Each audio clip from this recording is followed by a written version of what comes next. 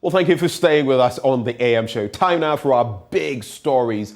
And they come to us courtesy of a man who is the longest serving foreign affairs minister, former attorney general in Ghana as well. I'm going to be interacting with him. In fact, he has shared his thoughts with us on myriad matters of national scope and concern. The Supreme Court's ruling on Parliament and its activities, Oliver Barker-Vormawor, and what has happened since he was released, the whole talk about the economy of Ghana and freedom of speech, among other things. All of that in this interaction right here on the AM show with Dr. ObedAsamoah. Enjoy. For allowing us into your home one more time. Thank you. You're welcome. And this is deja vu for me on the back of the last time we had an encounter. Yes. It was on the back of the unfortunate demise of former President Rawlings. Yes. So rest in peace. But 65 years, on the 6th of March, we marked 65 years of independence. When you look at Ghana today, even before we delve into some of the other matters, what do you see?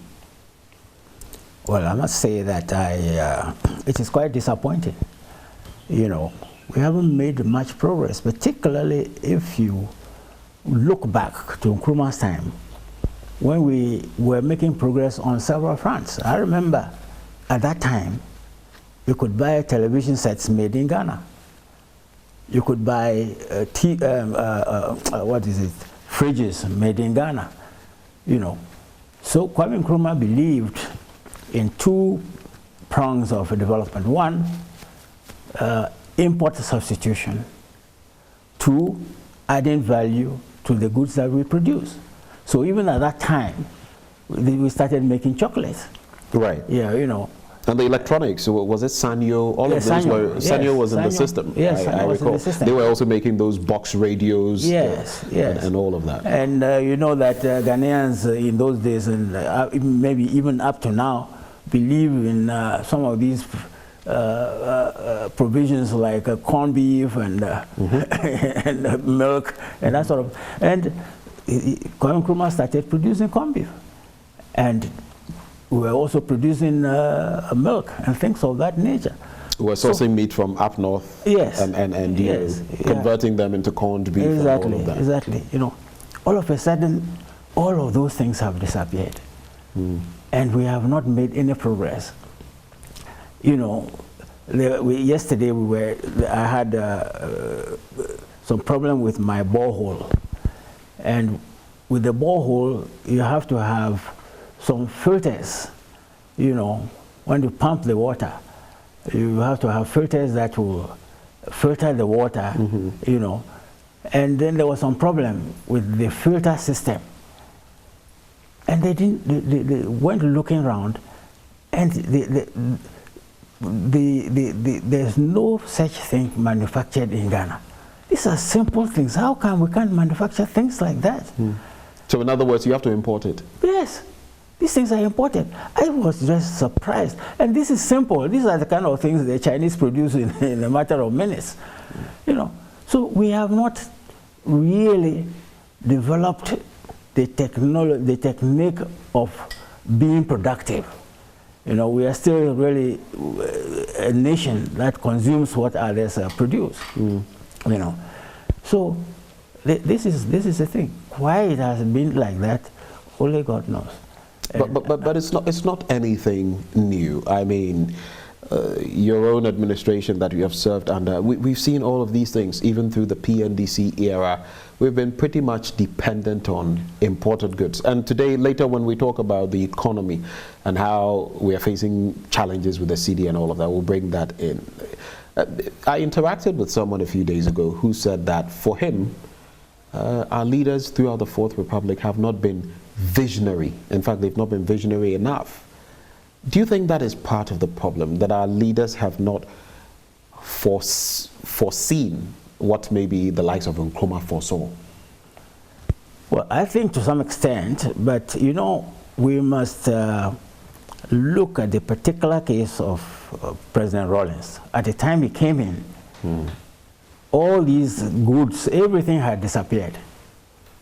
because of these price control systems and all kinds of, the people were attacking the market women, and so there was really nothing on the market. I remember in those days, as a foreign minister, I used to come back from the US and from some other countries with toilet paper, because you couldn't get toilet paper in Ghana. I mean, really, how shameful it was, you see. So, in the case of Jerry, he had to put the system back on a working, course, and nobody can deny that he did very well. I mean, at the time that the NDC left office, or the PNDC left office, the goods started flowing in again. You had to have a structural adjustment program, and thanks to Dr. Akwesi Bochwe, he executed it quite expertly, and so the things were coming back to the market. Now, of course, on the production side, there's more that could have been done, but there is a limit to the number of years that we could have stayed in office. There was a lot of agitation at some point for us to hand over to civilians, and that is prior to 1992. Yes, so I mean, it was getting really difficult to try to continue to stay without giving the people a multi-party system. Do you feel, just to chip in, do you feel that maybe in we started the Fourth Republic too early? Do you feel maybe the PNDC, if it had gone on for a little more time, it would have been better for Ghana's stability and economic fortunes, and that all this pressure from the West and all of that to start off a new democratic dispensation sort of hurt us in a way? Well, but the point is this, you have to look at the other side of it. If the PNDC had tried to stay longer, I think it would have created more problems. But if it had the opportunity, do you feel it would have inured to our benefit? It's the same way of talking about Nkrumah. If he had stayed longer, it would have inured to our benefit. But human beings are impatient about certain things, and particularly when it comes to human rights, freedom of speech, and that sort of thing. They really get worked up, and just like in Nkrumah's time, they were worked up, of course, and in the part of the working up had been done by the Western countries. It's so clear, for example, that the U.S. ambassador in Ghana at that time was behind the 66 coup. It's been documented, and so. But that was the time of the Cold War, and the reason why Nkrumah had to be overthrown was because they thought he was getting rather too charming close with to the Soviet Union. And at the time he was overthrown, he was on the way to Vietnam, right, to go and to try and stop mediate the war. So, and when he was going, I remember that Dr. Nasser, President Nasser of Egypt, he passed through Egypt, and Abdul Nasser said, look, it looks like your backyard isn't going too well, so you better probably go back and try and put things right. He didn't pay attention to it. And then, so he continued, but then on his way to Peking, he got the message. The coup happened, and so this is the people are impatient to exercise the a plural kind of society, and somehow, the Western countries have a way of trying to sell their way of life to the rest of the world. That's part of the problem in the Ukraine right now.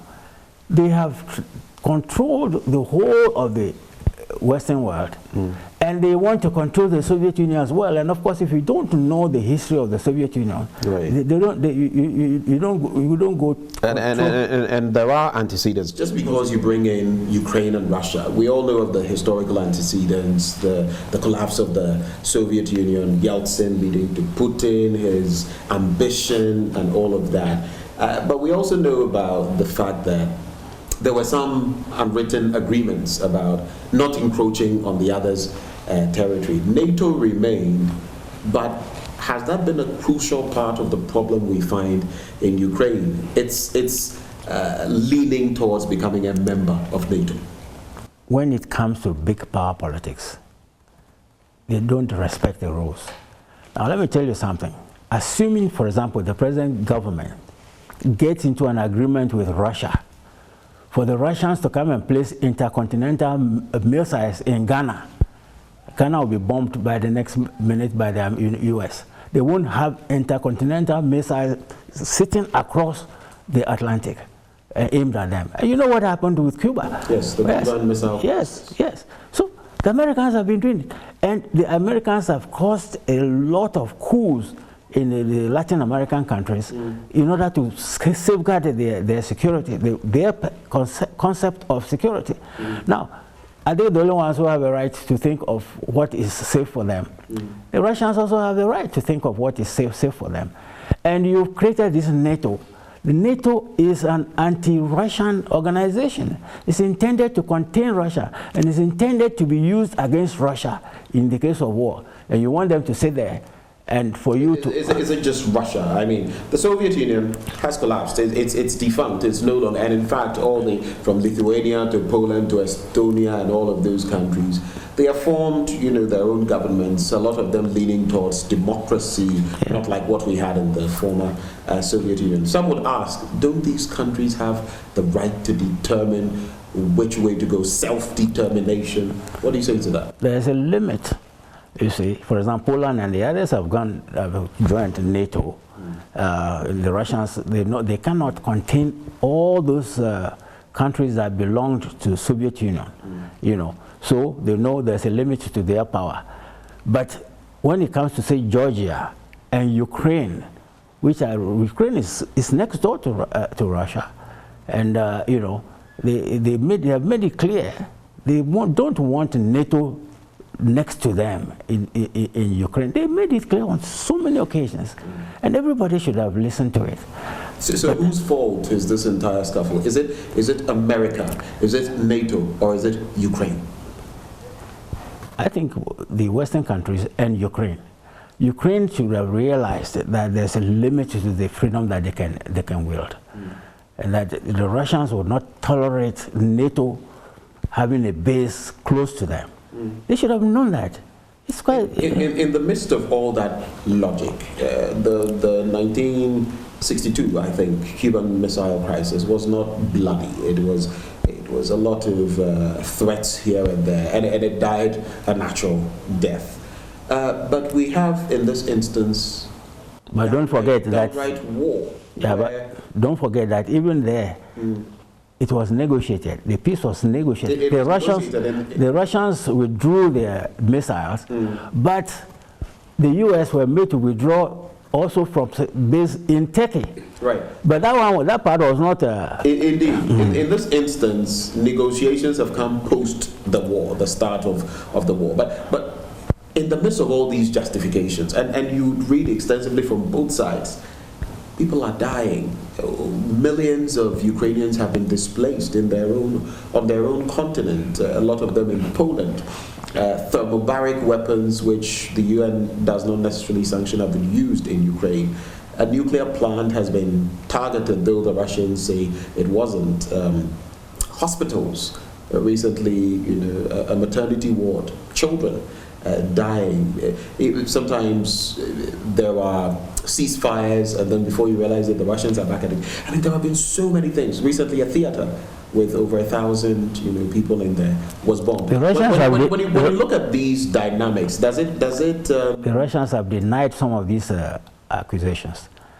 They feel that the Western countries are manipulating. That does not point to that. In fact, Russia will not even allow its own people to even call it a war. The Duma passed a law that if you say anything about this, even calling it a war or describing it in certain terms, you get 15 years.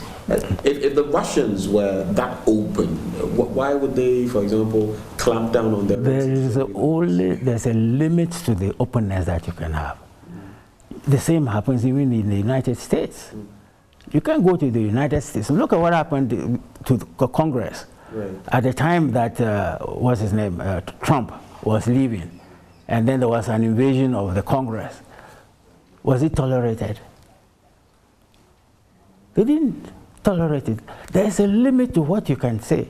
They believe in certain values, and if you try to bring anything contrary to those values, you're up in arms against the nation. You know, so we have to respect the right of others also to feel that there should be some limitations on some of the things that you can do and say. And you know, and I tell you, when it comes to big power politics, really, they don't pay much attention to international law. I mean, it's clear. Whether it was the United States, yes, or even China in its own expansionary, yes. when it comes to Taiwan, yes, yes. And in this case, it is far in Eastern Europe, Russia.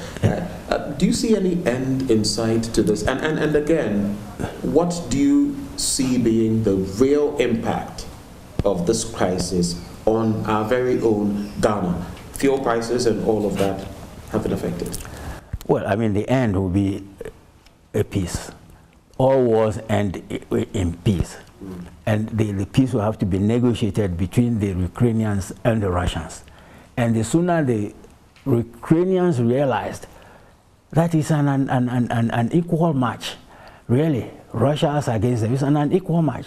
Interestingly, they fared pretty well. I don't know whether it's because the Russians are rusty, but Kiev, for example, has stood the test of time. The Russians are now attacking that is Western propaganda. In little patches. But if you look at, wait a minute, let me tell you. Putin's rhetoric, he would tell that they felt they would walk over Ukraine in a matter of days. That was happened. The point is this. They are not really anxious to destroy Ukraine. They want Ukraine to be really part of Russia. And in fact, you know, the western part of Ukraine, they have tried already to absorb into Russia. Yes. So they are not interested in destroying the place. So, but Western propaganda is that, oh, the Russians are meeting a lot of resistance. It's just to push these Ukrainians to be fighting. The Russians are calculating that they don't want to destroy the country. You know, so that is it. That is why they are slow in their progress. The West is basically leading Ukraine to the slaughter. Oh, that is it, quite frankly. Okay. And the Ukrainians will realize that they are being led to the slaughter, and they should think twice. The impact on us, our fuel prices have been not inching up. It's been a skyrocketing incident. In fact, diesel now at some pumps going for 11 cedis, 11 pesos, unprecedented. Add that to the mix of our CD flip-flopping against the major currencies, the American greenback, the Great British pound, and all of that. It's a complete chaotic situation. It shouldn't really be so, really, in relation to us. We are also an oil-producing country. So when the prices go up, we gain. What is the government doing with the gain? But our production is so small. It's small, but if you take our consumption, how much of it really is there? So what we produce is enough to satisfy us. At least what we get, we can use to cushion the rise in prices. But what the government is doing with the windfall, we don't know. They have to come out. And to get the support of the people, they need to open up the books. Is government being dishonest? Well, I mean, I think they could have been more honest. There are so many issues, I mean, so many questions about corruption, procurement, and the amount of money that has been lost on so many things. I mean, government has to come out clean. Open the books and say, look, these are the books. This is what we made. This is what we use it for. The other thing that the opposition are asking for is the COVID monies that they got. COVID spending? Yes. So why don't they open the books? 33 billion dollars. Why don't they open the books?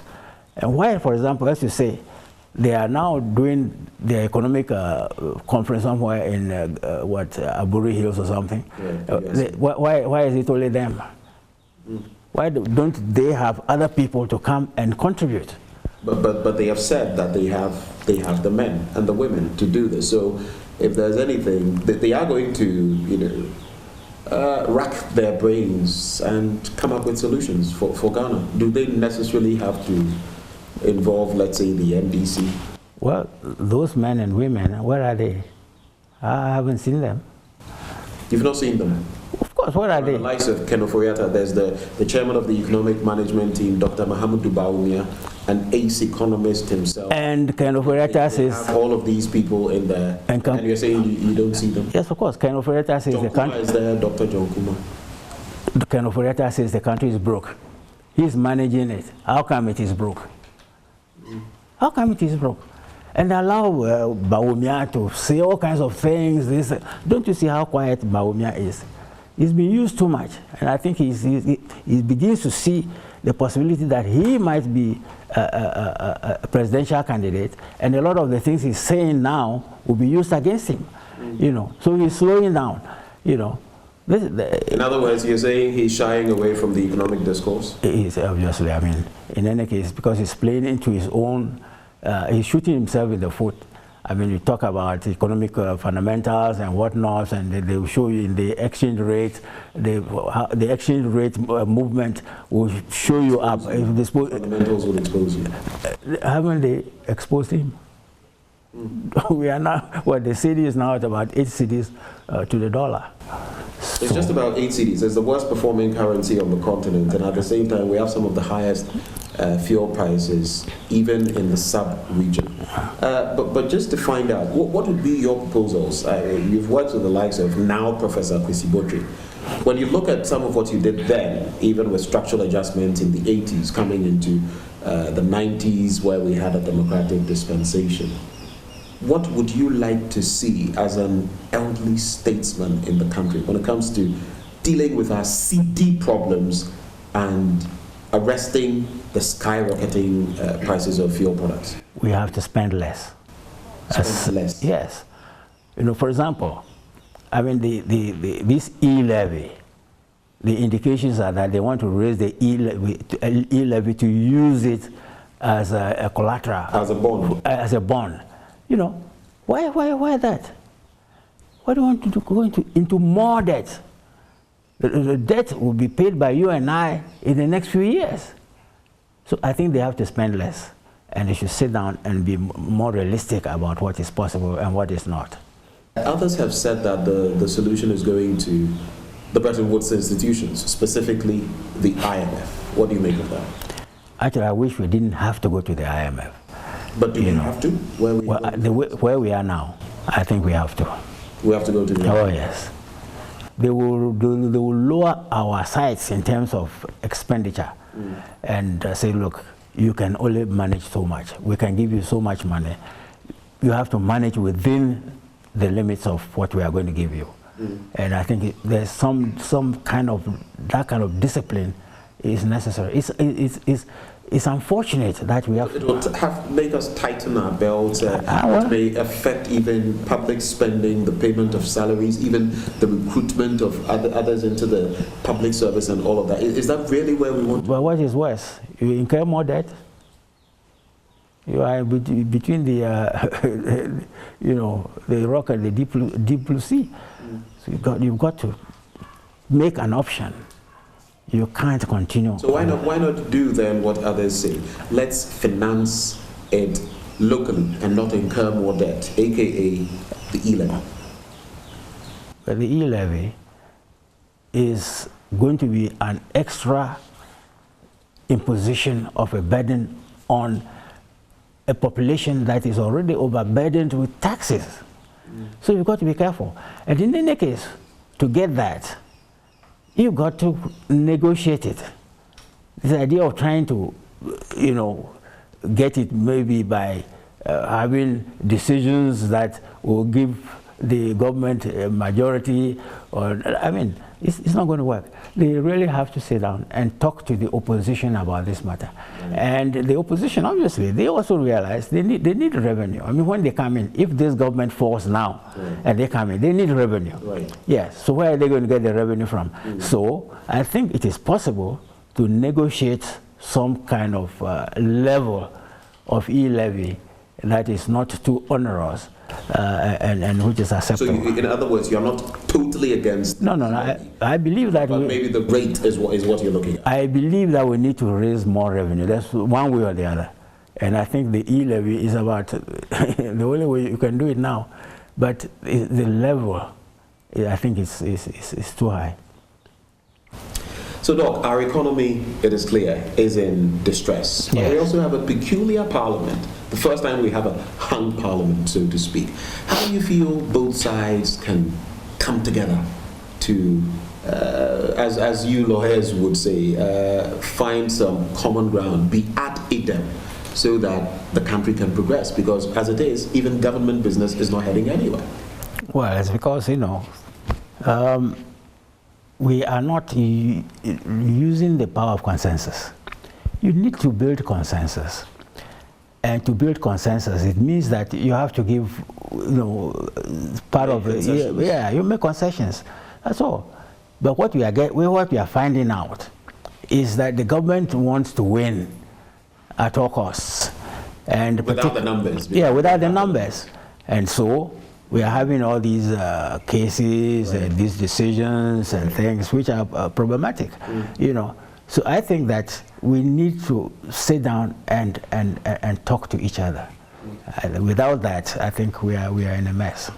And that also brings me, even as we're talking about the failure of Parliament to, or at least the two sides in Parliament to see eye to eye, which has led to some fighting and all of that. Since we've not had the opportunity to talk about it, how would you rate the 8th Parliament with all that has happened? The fighting on the floor, carrying razor blades to Parliament, people snatching ballots and all of that. On a scale of 1 to 10, how would you rate this 8th Parliament in terms of its work and the scenes we've seen? Obviously, the scenes that we have seen, they're not complimentary. They really don't do much credit to the country.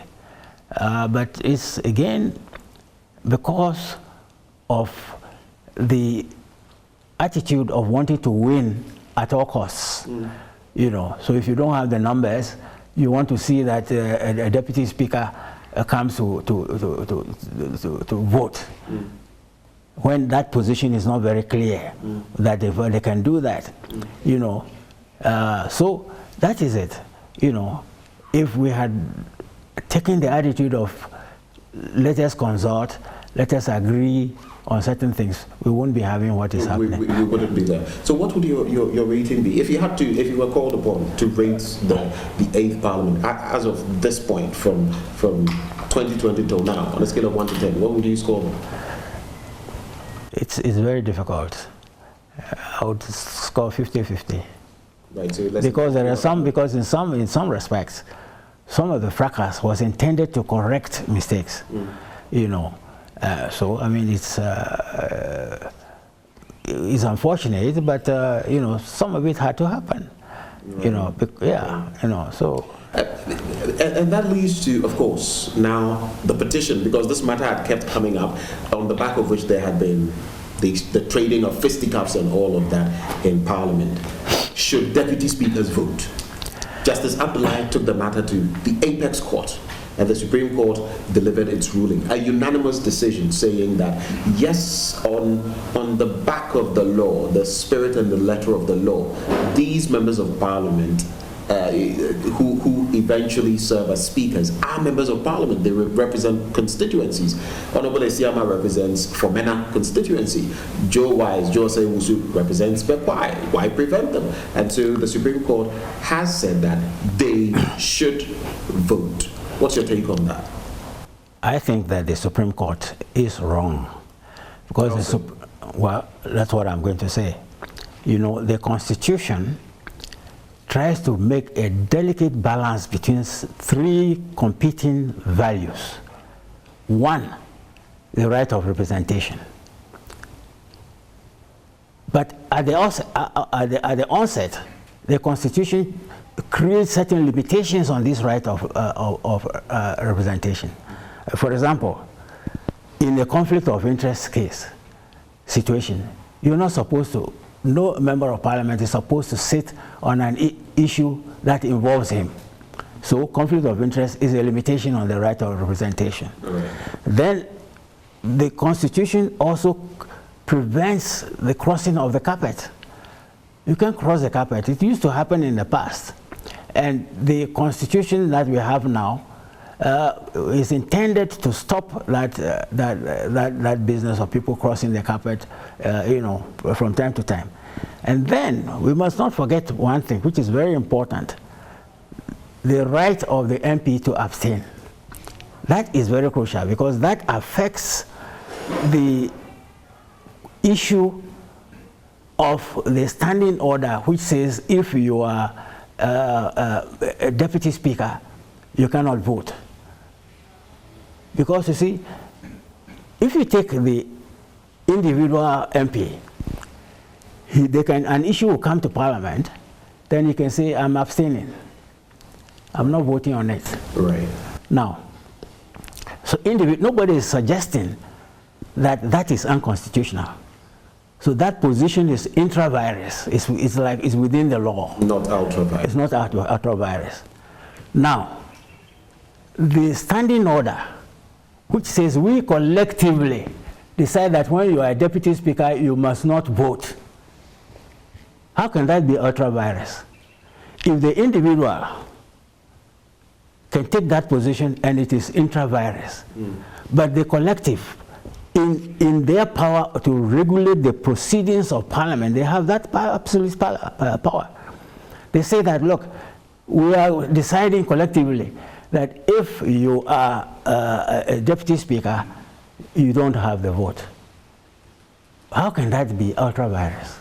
I don't understand. You're quoting the Supreme Court when they say that upon a true and proper interpretation of Articles 102 and 1041 of the Constitution 1992, a Deputy Speaker of Parliament or any other Member of Parliament presiding over Parliament is entitled to be counted as part of 1/2 of all Members of Parliament present. That is to say that a presiding Deputy Speaker is entitled to be counted for the purposes of forming quorum. And they go on to talk about voting rights and that he or she is entitled as well to vote. You feel they got it fundamentally wrong? Yes. How did it come to that meaning of the Constitution? But the Apex Court, when these matters come to it, yes, I know they have the interpretive role, and that's exactly what. But they have interpretive the role to interpret, but it does not give them the power for judicial legislation.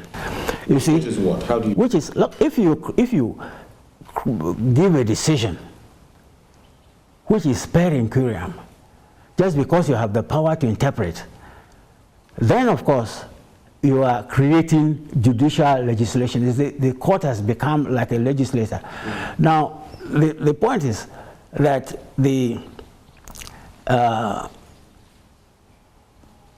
when they made the standing order,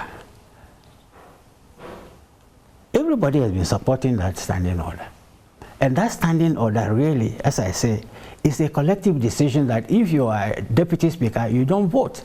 But is it not because we've not had this peculiar situation in which we find ourselves with a hung parliament? Yeah. It's a very different parliament. But you need to. So we would need a new set of rules. But how? Well, is that for Parliament? Is that for the court to give those set of rules? No, it's not for the court. Now, how did the court come to the conclusion that the Constitution means what they say it means? How? I would have liked to see very learned discourse on the intentions of the Consultative Assembly. Look, if it had been like the United States or Britain or other places, you would seek the interpretation of the document from the proceedings that brought that document about. And it's an elementary principle of interpretation of statutes, that you look at the proceedings surrounding the provision to see what sense the makers of the Constitution or of the statute intended, and particularly with regard to what the Supreme Court suggests it did. Did they refer to any provisions of any proceedings of the Consultative Assembly? They didn't. They just thought it was irrelevant, and it seems like they had forgotten the elementary principles of interpretation that every law student lens when he goes to law school. And particularly when you're dealing with a fundamental document like a constitution, you interpret it widely to make sure that you give effect to what the makers of the constitution wanted to achieve. You don't restrict it. You don't do a restrictive interpretation. I mean, the rules of interpretation are there. Which one of them referred to the proceedings of the Consultative Assembly? Some have suggested that this has been basically opening up a Pandora's box or stirring the hornet's nest. In other words, this judgment has created more problems than solutions. Is that something you subscribe to? Oh yes, of course, it has. And I think it is wrong. You think it is wrong? Oh yes, it is. So because you see, what I'm saying, that is why I'm talking about this right of abstention. An individual can decide to abstain. When he abstains, he doesn't consult his constituency. A person is sent to parliament not to be a mumu. He's supposed to go and express the interest or the voice of the constituency. Then he decides on his own, suo motu, that I will not express any opinion on this issue. I'm abstaining. Now, if he can do that as an individual, why can't the collective do the same in terms of the standing orders? Particularly as the Constitution indicates that it's the Parliament that should govern its proceedings. So, I mean, really, the court is just wrong. Justice Abdullahi has intimated that he just might go for a review. Is a need. With a 7-0 decision, do you think anything will change? No, I think that when you go to review and some of these other aspects of the matter is raised, then we will see how they overcome some of the issues. And they are not the only ones who should go for a review. Parliament should go for a review because the court has given a judgment in relation to the powers of Parliament without listening to Parliament. So, I mean, Parliament wasn't there. It wasn't there. The court should have... It's thinking. Yes. When you are going to rule, against the more or less jurisdiction, and you are restricting the jurisdiction, don't you think you should listen to them? So that was another flaw. That's another flaw. So Parliament, in fact, should be able to go for a review. And then we'll see what they say. But you can only go for review once and that settles it. Both parties can go for a review at the same time. Right. So a joint force. Yes. Some members of the opposition NDC have intimated that they are still going to resist this and that they want to see any deputy attempting to vote. Don't you think that's going to be even more? That's not the best approach. That's not the best approach. No. I think they should try to go through the court system and see what happens. Is it going to be possible for Parliament? Because even as the Supreme Court has ruled, Parliament, as a master of its own rules, now has to sit, deliberate on what the Supreme Court has said, and now weave that into the standing orders. How difficult or easy is that going to be? The decision of the Parliament has a committee that deals with legal matters. Parliamentary, constitutional, and all these things. Yeah, so that is the committee that will take the leadership on this issue, and I don't see where the problem will lie if they do. I know there will be disagreements within the Parliament, of course. The MPP elements will believe very much in the judgment of the Supreme Court, but that judgment is per incuriam, really. I don't see how anybody can try to support it. Tied to matters of legal concern, there's been a lot of talk about coup d'etats, and we've had them in Guinea, in Mali, in Burkina Faso, and nearly in Guinea-Bissau as well, in a short space of time. In Ghana, some people have made mention of the word coup, and some of them have been invited for questioning. Oliver Baka Vomo has been in custody. He was only released just about yesterday and all of that. But let's start with the whole rhetoric of people talking about coups. Is it something new and something for which people ought to be invited or arrested or whatever? What is your take on that? Well, I've already said, and I think I gave an interview, I can't remember which I think it is TV3. Right. I believe they will be playing that sometime in the course of this coming week. And I've said that it is irresponsible to be calling for a coup. Because, you see, when a coup occurs, the soldiers get indisciplined. And you know that Jerry, for example, went putting a lot of effort to keep the soldiers under control, to the extent that a good friend of his, who was the son of Dr. Lee was an American, an African American who had relocated to Ghana. It's one of those who didn't.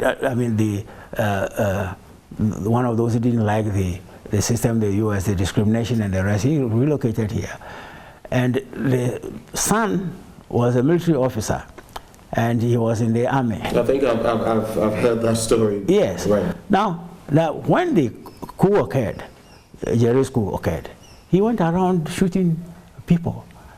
Do you know that Jerry had him tried and executed? Yeah. He's not the only one. So many others. And you remember the indiscipline of the cadres, for example, right, where they were trying to take over management of corporations and the rest, and that Jerry had to step in. He said, that's not your role. No, so Jerry did everything possible to control the exuberance. So in a nutshell, a coup is never the solution. A coup is not a solution. But let me even finish. Because you see, if you take the case of Jerry was non-ideological.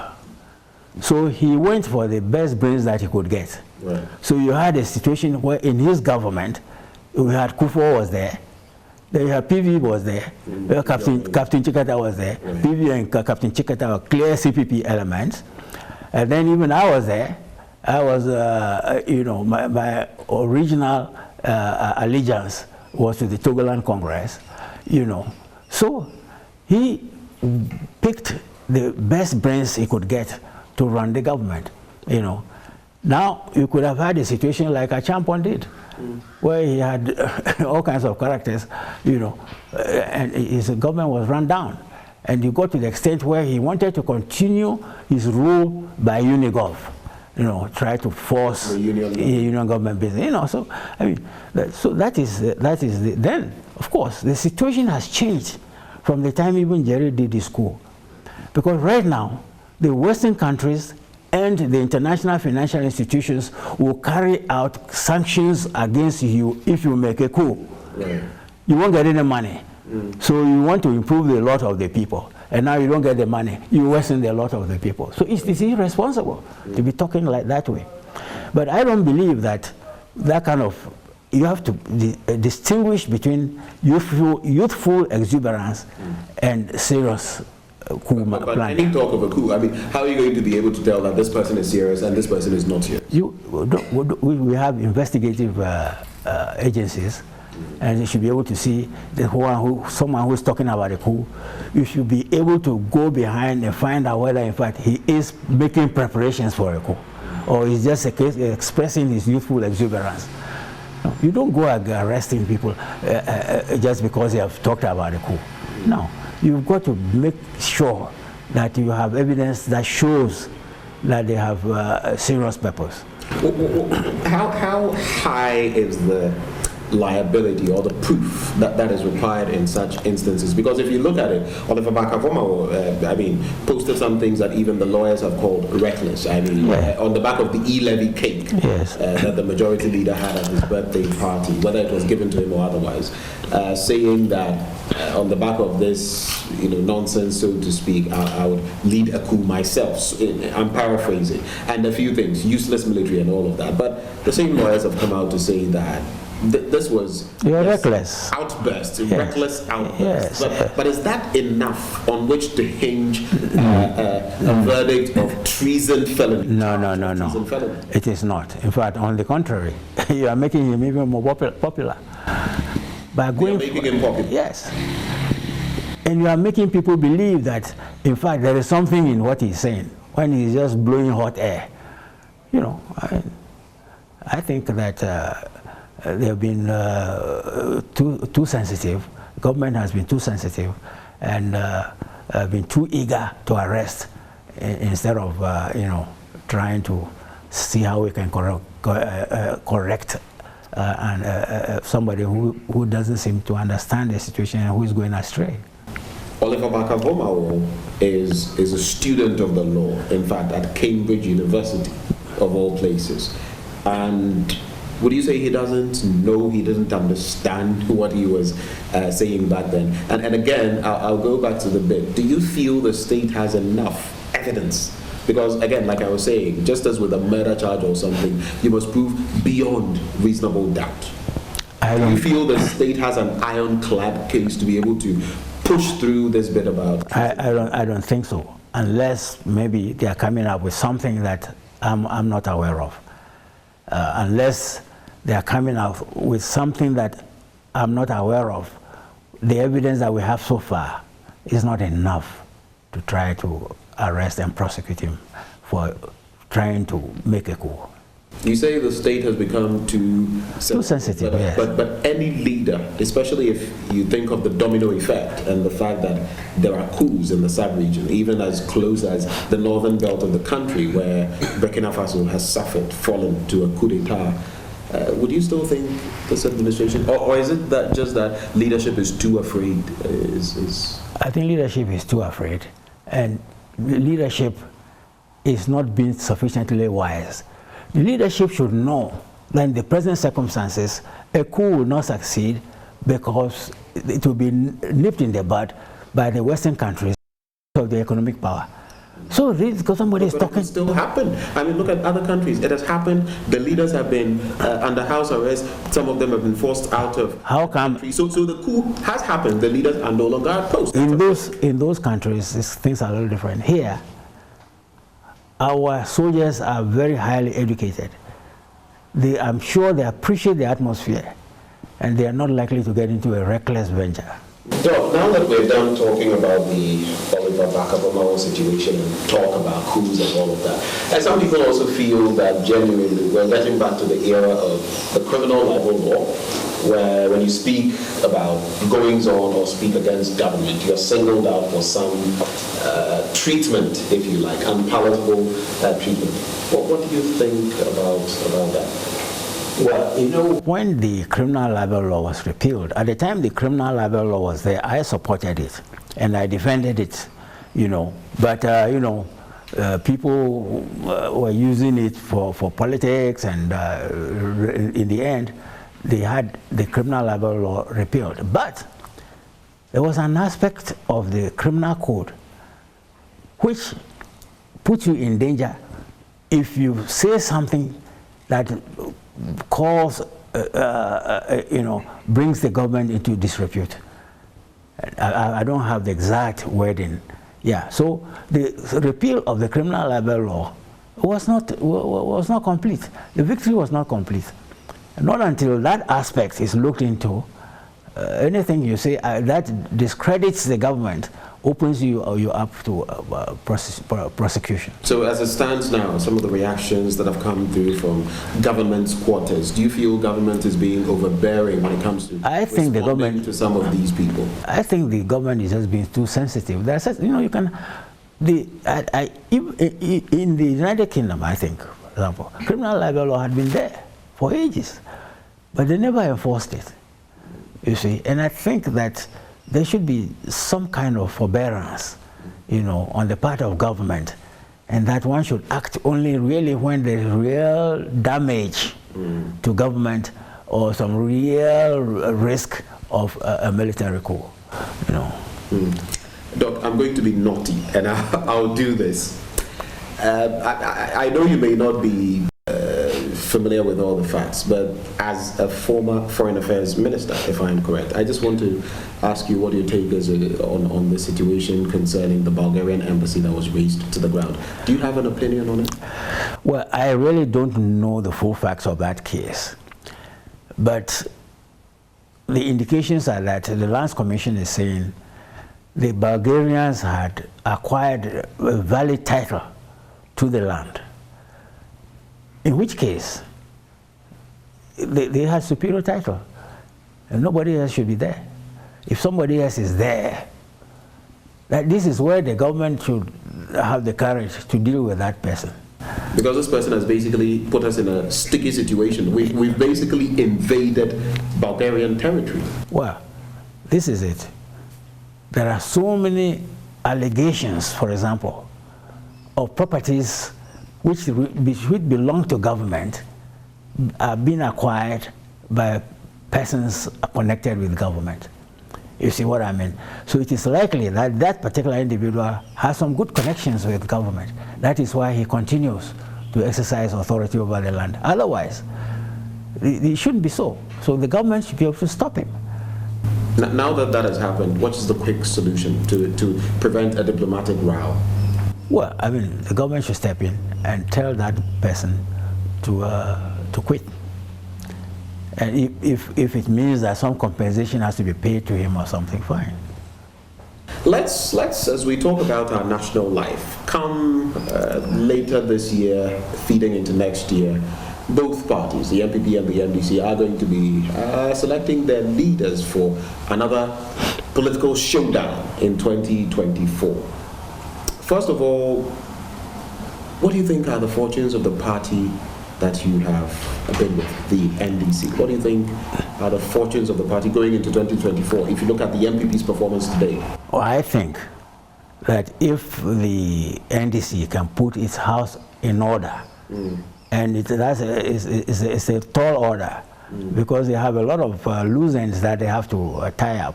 If they can do that, it should be an easy run over MPP in 2024.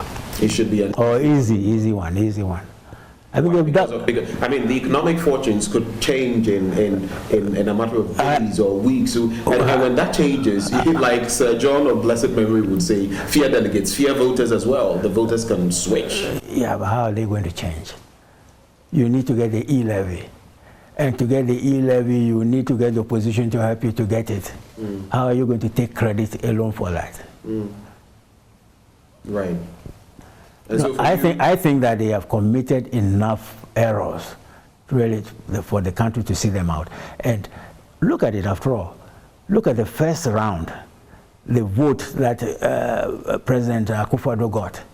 Then look at how it had been whittled down considerably to a point where we have a hung parliament. That is 2016 to 2020. Yeah. Right. So, and so basically what you're saying is in 2024, it is not the NPP's election to win, it is the NDC's to lose. Yes, that is if they that is precisely what I want to say. Who then leads the NDC? Right now, I mean, the likes of former KMA boss, Kojo Bonsu, he has said that I want to lead the party. He went to the Asantene Hene and introduced himself. When you look at the range of people who likely are going to join the fray, whom would you say you would give the tip to come out tops? You don't need to finish your question because I won't get into that discussion. Why not? Is it not important? We are talking about the NDC getting its house. I am not. Leadership is part of that. I am not the Congress. I don't represent the entire membership of the NDC. It's the Congress that determines... But you're merely sharing your thoughts, your candid opinion. Yeah, but when that time comes, then when we see the full scope of the candidates, then you can make up your mind. So but right now... Say this. Definitely, from all signs, intents, purposes, former President John Dramani Mahama will be, putting himself up again. How do you feel about him going for another bite of the cherry? Again, it is possible only if you can put certain things in order. Let's take it, for example. Let's take the northern region, and particularly his region, the Savannah. Right. The Savannah, yeah, the Savannah, the MPP and the NDC have equal strength. I think 3 seats each. Just about. Just about. And in the case of the northern region itself, I think the MPP has an edge now. That is the northern region. Right. Then you have Baumia on the east, Wale area. He will have a considerable influence in that area. So Mahama will have to do certain things to put his house in order, to give him the strength to be able to win easily and massively. And for example, he needs to make some amends, for example, to people of the Volta region. Right. When he had the power. To them? No, of course. I mean, Volta region is supposed to be the World Bank of the NDC. What exactly did Mahama do for the Volta region? Right.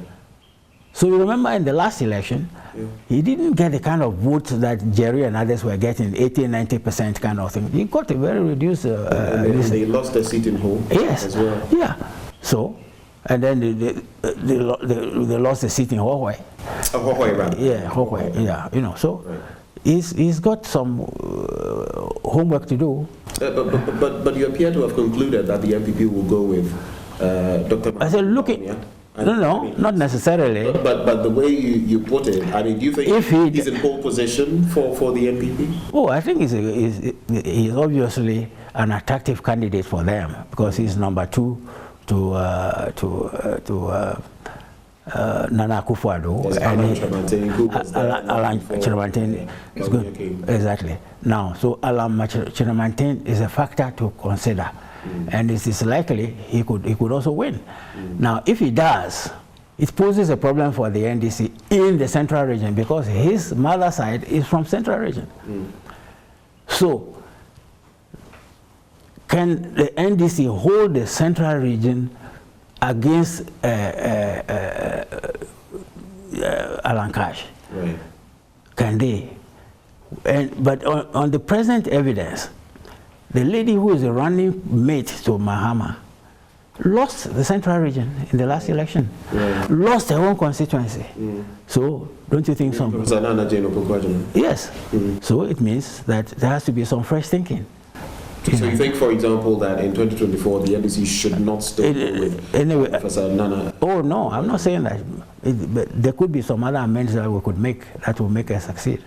But for now, I'm afraid she didn't make much of an impact.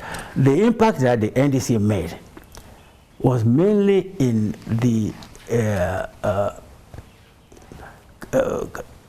capital areas like Accra, metropolitan areas. And the reason they made the progress was, first of all, in the case of Greater Accra, there was a row between the government and the spare parts dealers. Right. The spare parts dealers thought that the taxation against them was too much. So a lot of them, supported the NDC to the extent that our candidates made an appreciable, performance, because of the spare parts. Then, in addition to that, we were prepared to allow Okada. That also was a significant coup against the MPP. And the MPP were against Okada, So that is it. Those were the things that worked. That worked. Do you suspect that in 2024 the NDC, on the back of this hung parliament and the way things are going, that the NDC would win even more seats and get a clear majority in parliament? In fact, even if we were to look into some of these cases right now, first of all, when you talk about the parliament and the majority and the rest, that second deputy speaker, strictly speaking, should have been out of parliament. Because, you see, during the time of, just during the time of Professor Okwe, he had problems with, he was in parliament on the MPP ticket. He had problems with his constituency. So the constituency said they didn't want him to be a candidate for the second term. So he said he would go independent, which he did. Now when he filed to be independent, Professor Okwe sent him out of parliament. He said, you can't do that. Right. Yeah, you can't. It's like you are crossing carpet. The president said he couldn't work with him. Yes. So, but, right now, they are working with him. They should have had a by-election by now in that constituency for him to become a real MPP candidate. But this situation where he is an independent and is counted as with the MPP is wrong. It's legally wrong, So that is one thing. The other thing is that there are some of the situations where there was violence, you know, from elements of the MPP, and that affected the counting of the votes. And I believe that if things had been, I mean, like what do you call it? This I forget the name of that constituency. It's on the way to Kumasi. Are you speaking of the Tichiman one? Yes, yes. That situation, I'm sure that if there had been a proper counting of votes, even now. Even now. But you project that in 2024 they will have a majority. Oh yes, they will. Because the NDC elements are going to be very vigilant.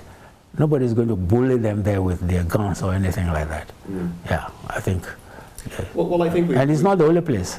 There are one or two other places where the NDC could, if we were to do a proper recount, NDC would have won. So really, even for now, with a proper recount, and if things had not, if violence had not interrupted the proceedings, I think that NDC still would have won against the MPP. It's been really refreshing interacting with you, but I really had to ask this final bit, your secret. You're 86. Yes. You still look so young. What is your secret for this longevity and sharpness of mind? For us young ones, we have to ask so we can follow in your footsteps. What's your secret? I think keeping fit. Keeping fit? Yes. What do you do to keep fit? You know, for example, I do exercises up and down this hill, you know. Wow. Yeah. And I used to do that every day at one time. These days I've slowed down, but I do about 3 to 4 times in a week at 86. And I don't see people living at 50 on the road. Wow. That's one thing. The other thing, of course, is that I believe very much in moringa, and I grow it here, and I use it quite a lot. And I also believe in noni. Okay. Those two things together, I think that the health foods that I think keep one going. Dr. ObedAsamoah, we pray for more life for you, so you can keep interacting with us and sharing your pearls of wisdom. Thank you so much for engaging us. Thank you. And do have a good day. Thank you. And it has been an interesting one indeed, hasn't it? Well, thank you so much for watching us as we have engaged Dr. ObedAsamoah, a stalwart of the NDC from back then, forming his own party, coming back, a legal luminary and a man of foreign affairs, sharing his thoughts on Ghana as a country. Thank you for watching.